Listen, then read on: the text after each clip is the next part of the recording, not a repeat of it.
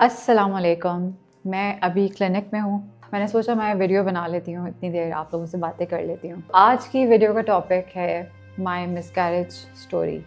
मैंने एक दो वीडियोस लगाई हैं इंस्टाग्राम पे, बट मैंने कभी भी मिसकैरेज के बारे में प्रॉपरली बात नहीं की और मैंने कभी भी किसी को प्रॉपर पूरी स्टोरी नहीं बताई। मेरी स्टोरी से बहुत ज़्यादा एक तो फ़ायदा ये भी होगा कि जो लड़कियां कंसीव करने का सोच रही हैं उनको भी बहुत सारी बातें आई बिलीव मेरी कहानी से ज़रूर पता चलेंगी। बेसिकली मुझे एंडोमेट्रियोसिस है, ठीक है। जिन लोगों को नहीं पता एंडोमेट्रियोसिस क्या होता है, एंडोमेट्रियोसिस होता है जिसमें आपका जो यूट्रस का टिश्यू है वो कहीं बाहर पाया जाता है अदर देन योर यूट्रस। मेरा बेसिकली जो है मेरे ब्लैडर के ऊपर है और ये मेरा डायग्नोस हुआ था जब मैं यूके गई थी प्लैब देने के लिए।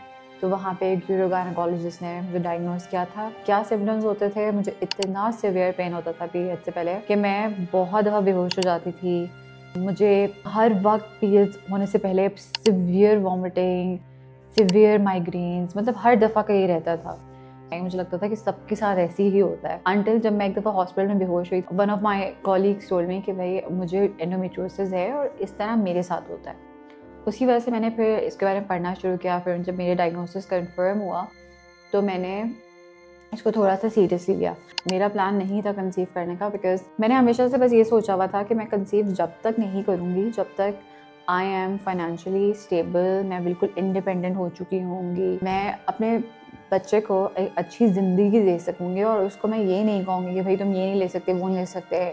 मतलब बस मेरा ये अपना प्लान था और मेरे हस्बैंड का भी इसमें यही था कि जब तक हम बिल्कुल फुली स्टेबल नहीं होते तो हम कंसीव नहीं करेंगे। तो पहले 3 साल शादी के हमने कंसीव नहीं। एंडोमेट्रियोसिस का जब मुझे पता चला तो द डॉक्टर सेड कि अगर आप पहले अर्ली कंसीव कर लेती हैं तो हो सकता है, बहुत ज़्यादा चांसेस होते हैं कि आपकी फर्टिलिटी की वजह से, मतलब जो पूरे प्रेगनेंसी के जो हार्मोनल शिफ्ट्स होंगे उसकी वजह से आपका एंडोमेट्रियोसिस रिजॉल्व हो सकता है। उसमें हमने पहली दफ़ा मतलब कंसीव किया।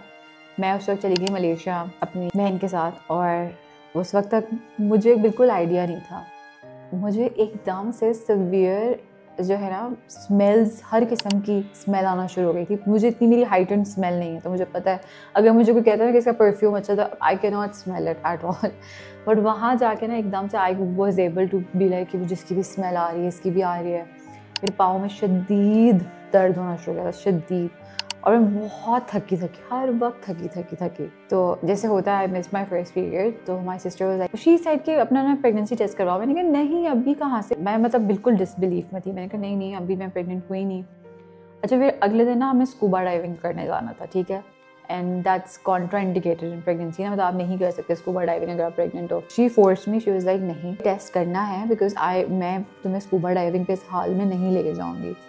तो फिर उसकी वजह से मैंने टेस्ट किया तो मेरा पॉजिटिव आया, ठीक है। मैंने यूपीटी टेस्ट होता है वो किया, मेरा पॉजिटिव आया। मैं बहुत शॉक में थी because Mohat was not there ना, my husband, he was not there, he was back in Pakistan. He does not like to travel just by the way, उसको मतलब फोर्स करना पड़ता है अगर ट्रैवल करना। He was obviously not there और मैं वहाँ पे अकेली, मैं सोच रही हूँ कि how do I tell this to him कि हम प्रेग्नेंट हैं। बेसिकली अभी दोनों के ऊपर आ गया ना। फिर मैंने दोबारा टेस्ट किया, फिर दोबारा पॉजिटिव आया। मैं उस वक्त भी डिसबिलीफ में थी कि एकदम से, मतलब आई थिंक सारी लड़कियां जो प्रेग्नेंट होती हैं एक मिनट में आपकी बॉडी एक डिफरेंटली एक्ट करी है, फिर एकदम से बिल्कुल एक डिफरेंट किस्म से एक्ट करना शुरू कर देती है। मैं उस वक्त भी डिसबिलीफ में थी कि मैं मामा बनने वाली हूँ, going to be a mama. I don't know, मेरे लिए बहुत एक फॉरेन कॉन्सेप्ट था उस वक्त। फिर my sister she took me to a emergency in Malaysia. उन्होंने वहाँ पे टेस्ट किया एंड उन्होंने कहा कि आप 8 वीक्स प्रेग्नेंट हो, मतलब 2 महीने गुजर चुके थे। वहाँ जाके शी सेड कि अब नेक्स्ट जब आप स्कैन कराओगे तो आपको बेबी का हार्ट बीट भी सुनाई देगी। एंड उस वक्त जाके ना मैं एकदम से मेरे अंदर कोई ममता सी आ गई थी और I was like, I kept touching my bump. I was like, oh my god, मैं pregnant हूँ. It was so different for me, the entire experience. फिर भी मैं बहुत एक्साइटेड थी कि मैंने ना आके मोहत को बताना है ये सारा सिनारियो। फिर मैंने अपनी फ़्लाइट ना जल्दी करवाई और मैंने कहा मैं जल्दी से वापस जाऊँगी। हम आइलैंड से मैं वापस आई हूँ पाकिस्तान। मोहत is very very obsessed with the idea कि उसको बेबी गर्ल चाहिए, उसको एक बेटी चाहिए, बस फुल स्टॉप। मैंने मोहत को आके घर आके बताया तो मोहत ने कहा ओह अब हमारी बेबी गर्ल होने वाली है। वो so excited for the fact कि बेबी बस गर्ल हो, उसके माइंड में कि बस छोटी सी क्यूट सी बस गर्ल हो। उसको एक डिफरेंस है ना उसका केयर फैक्टर बिल्कुल चेंज हो गया था, because Mohammad is a tough guy, right, tough, बहुत ज़्यादा जो है logical and very emotionally intelligent. एकदम से ही केम सो केयरिंग, मुझे खड़े नहीं होने देना, मेरे सारे काम करना। जो कपल्स जिनके बच्चे हुए हैं दे नो कि उस टाइम पे द कपल के बीच में कुछ भी सीक्रेट कुछ भी नहीं रह जाता। आप बिल्कुल, आई थिंक इतना आप वल्नरेबल किसी के सामने भी नहीं होते जितना आप अपने पार्टनर के सामने होते हो once you know you pregnant. और मुझे उस फेज़ में ना बहुत मज़ा आ रहा था, ठीक है, और मैं हर बात पे शुरू हो गई थी कि मैं प्रेग्नेंट हूँ, मैं ये नहीं कर सकती, मैं प्रेग्नेंट हूँ, मैं वो नहीं कर सकती। मैंने अपनी मामा को बताया और मदर इन लॉ को बताया, सब बहुत एक्साइटेड थे। हुआ ये कि एकदम से 9th वीक में मुझे ब्लीडिंग शुरू हो गई, छोटे छोटे स्पॉट्स थे, वाज नॉट अ लॉट। मेरी दोस्त है शान से, वो रेजिडेंसी कर रही है गायनेकोलॉजी में, तो आई मैसेज है ऐसे ये हो रहा है, तो शी सेड कि अपना स्कैन करवाओ। मैं फिर गई, अपना स्कैन करवाया, तो स्कैन के अंदर इट वाज कंफर्म प्रेगनेंसी। उस वक्त ये था कि 9 वीक्स पे है और baby is developing very normally, कोई मसला नहीं है। रेडियोलॉजिस्ट उन्होंने मुझे कहा कि ये हो जाता है, आपका ना बिल्कुल जो बेबी के साथ ना एक ब्लीड पड़ी हुई है, वो उसकी वजह से ब्लीड हो रहा है, बेबी इज़ नॉर्मल, कोई मसला नहीं है। मैंने कहा सर ठीक है, शुक्र है, एवरीथिंग वाज नॉर्मल। फिर मेरे पास एक बहुत मेरा प्यारा ऐसा पपी था जो मोहन ने मुझे गिफ्ट किया था, एंड ही पास्ड अवे। उस रात को मुझे याद है, आई थिंक मेरी उससे ज़्यादा कोई बुरी रात नहीं थी ज़िंदगी में। वो एडमिटेड था हॉस्पिटल में, उसको FPV हो गया था, छोटू सा पपी था। और जब भी आप पपी लो ना अपनी ज़िंदगी में, मेक श्योर आप जिससे भी पपी लो दे आर वैक्सीनेटेड, ताकि आप उनकी तीनों वैक्सीनेशन कंप्लीट कर सको। खैर वो सिनारियो ये था कि वो हॉस्पिटल में एडमिटेड था और मैं उससे बस हॉस्पिटल मिलने जा रही थी। उसका 4th डे था, उसका नाम था टिम। सो अडोरेबल। तो मैं पहले बहुत ज़्यादा ना अपसेट थी बिकॉज ऑफ टिम कि यार ये ठीक हो जाए, बस ये ठीक हो जाए किसी तरह। खैर वो बहुत ज़्यादा बुरी कंडीशन में था। मैं उसको हॉस्पिटल देखने जा रही थी और मुझे एकदम से ना सिवियर ब्लीडिंग शुरू हो गई। मोहद मेरी मदर इन लॉ ये मुझे लेके गए हमीद लतीफ़। वहाँ पे मुझे उन्होंने ऑब्जर्वेशन में डाल दिया और हमने प्राइवेट लेबर रूम लिया हुआ था, कैबिन, और Mohd was sitting with me, my mother in law was sitting with me. और एकदम से मोहद ने कॉल पे बात की एंड मोहद वाज क्वाइट। उसके बाद मुझे मोहद कहता है रूबा टिम चला गया है।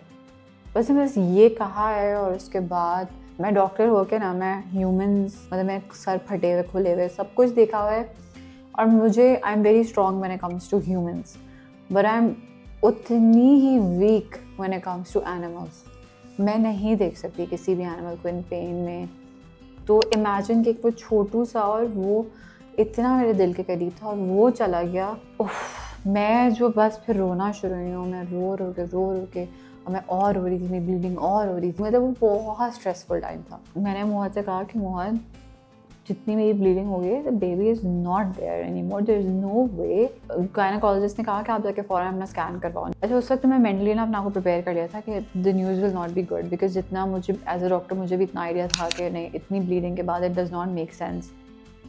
हम नीचे गए, वहाँ जाके स्कैन करवाया तो मुझे ना बेबी की हार्ट बीट की आवाज़ आई बहुत लाउड, और वैसे जैसे मैंने सुनी है ही स्टिल देयर, हाउ। मतलब मुझे एकदम से वो था कि एक मेरी ज़िंदगी से इतनी प्यारी सी जान चली गई है, मगर एक और जान है अंदर। अभी तक मैं मतलब बहुत शॉक और डिसबिलीफ में चली गई थी। और मैंने मोहद को देखा, मोहद वाज लाइक स्टिल देयर। हमने कहा नहीं, बेबी की हार्ट भी बहुत अच्छी है, बहुत अच्छा, सब कुछ ठीक है, आप टेंशन ना लें, आप भी अपना को स्ट्रेस आउट ना करें, आप जितना स्ट्रेस आउट करेंगे उतना ये बुरा है इस बार।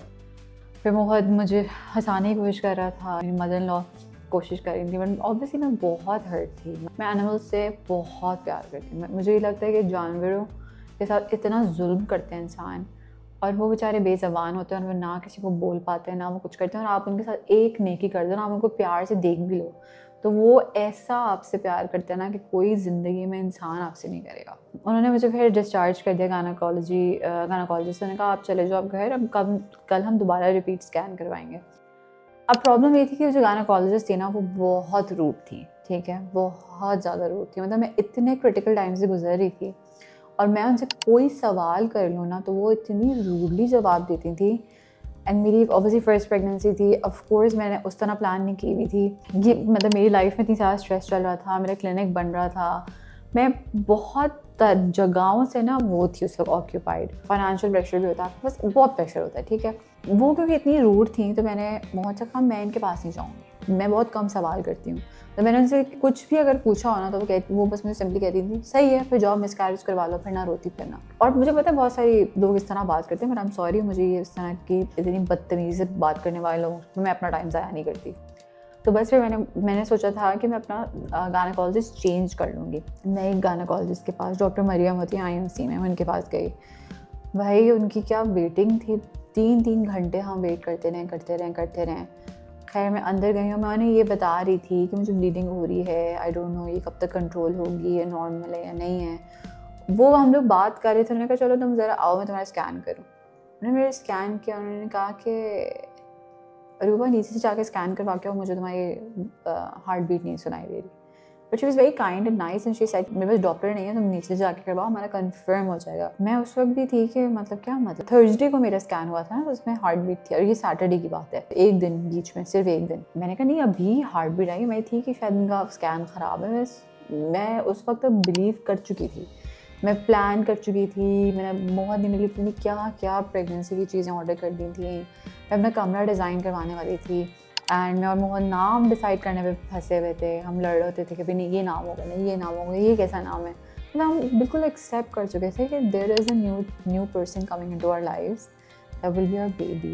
मैंने कहा मोहन इनका, मैंने बहुत कॉन्फिडेंस से कहा, मैंने कहा मोहन इनका स्कैन ख़राब है, हम जाके ना नीचे से करवा के आ जाते हैं, लाइक कहीं और से करवा के आते हैं। मैंने स्कैन किया, उन्होंने कहा नहीं मुझे हार्ट बीट नहीं सुनाई दे रही। मैंने कहा नहीं आप सही से करें, आप सही से नहीं कर रही हैं। उन्होंने कहा चलो जाओ ब्लैडर फुल कर दिया, मैं ब्लैडर फुल करूँ, फिर मैं हो गई अब ज़्यादा फुल हो गया, इसको थोड़ा कम करो, फिर कम करूँ, फिर आऊँ कि अब ज़्यादा कम हो गया, अब ज़्यादा पानी पियो। घंटे 2 घंटे यही चलता रहा। फिर उसके बाद उन्होंने मेरा ट्रांसफर चैनल किया, बहुत ही बुरी तरह, बहुत ही बदतमीज़ी के साथ करने के बाद। एक तो डॉक्टर्स के यहाँ पे ना ब्रेकिंग बैड न्यूज़ का कॉन्सेप्ट है ही नहीं पाकिस्तान में ना, कि अब मेरा ये ईमान है, मतलब ये अल्लाह का ही डिसीजन था, अल्लाह ही जान लाता है, अल्लाह ही लेके जाता है, इसके बारे में मैं कुछ एज अ ह्यूमन बीइंग कुछ नहीं कर सकती, ठीक है। तो मैं फिर भी बहुत मेंटली स्ट्रॉन्ग हूँ इस माइंड सेट पे। कोई और मदर होती, कोई और कोशिश कर रही होती, मैंने ऐसे स्कैन देखा है, नहीं है बच्चा, मेरे ख्याल से ये तो बस निकलने वाला है, निकल जाएगा ये करके, शी जस्ट लेट मी गो।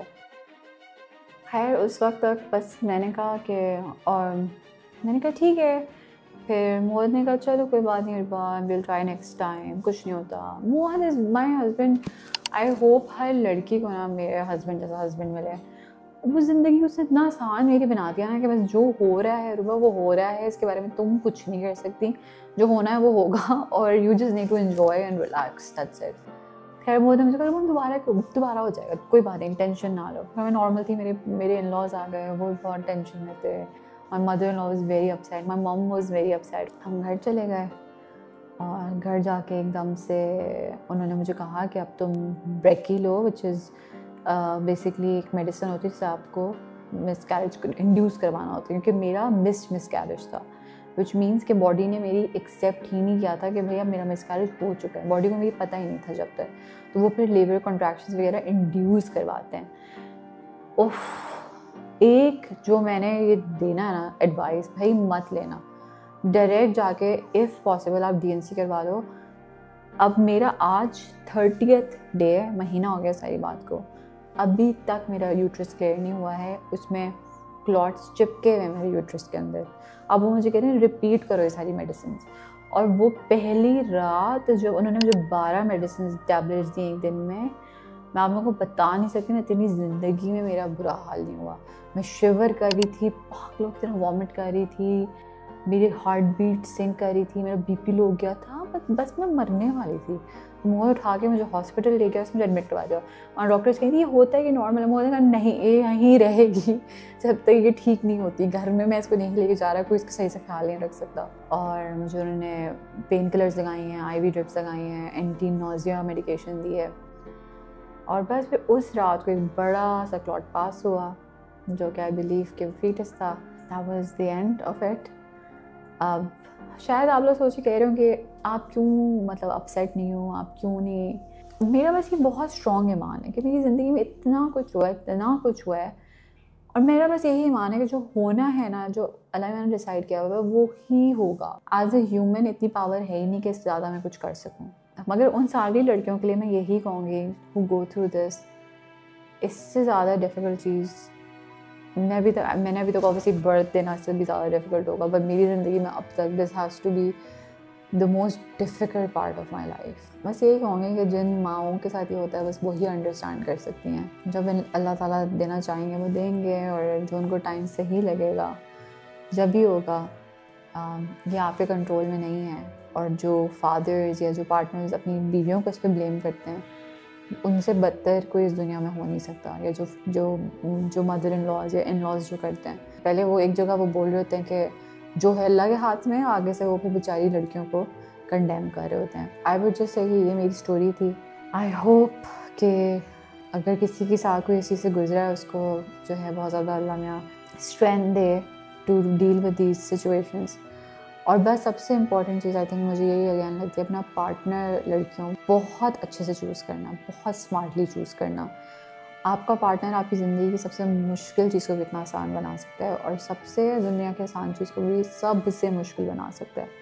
मैंने अपनी मदर के सिनारियों में देखा हुआ है ज़िंदगी में कि कोई छोटी छोटी चीज़ होती थी वो दुनिया का एक अजाब बन जाता था, और मैंने अपनी ज़िंदगी में देखा है कि कोई बड़ी से बड़ी चीज़ हो तो मुहद उसको एक ये बना देता है। खुश रहें और मुझे अपनी दुआओं में याद रखें, and I will see you next time इंशाल्लाह। अल्लाह हाफ़िज़।